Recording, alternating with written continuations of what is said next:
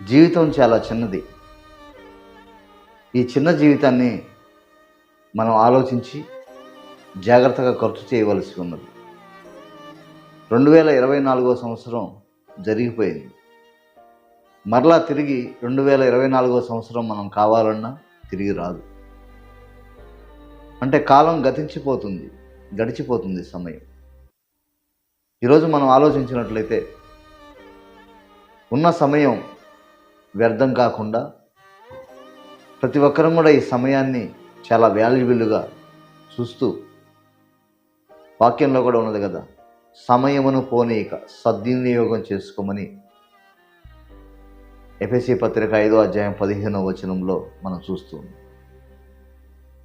కనుక మనకిచ్చిన సమయం చాలా విలువైంది. డబ్బు పోతే తిరిగి సంపాదించుకోవచ్చు, ఇంకా లోకంలో సంపాదించుకునేవి తిరిగి పోగొట్టుకుని సంపాదించుకోవచ్చు. కానీ టైం అనేది మరలా తిరిగి రానిది. కనుక ఈ టైంని మనం దేవుడిచ్చిన ఈ సమయంలో ఎలా ఖర్చు చేస్తున్నామో ఒకసారి ఈ 2025 సంవత్సరంలో ప్రతి ఒక్కరం కూడా ఆలోచించాలి.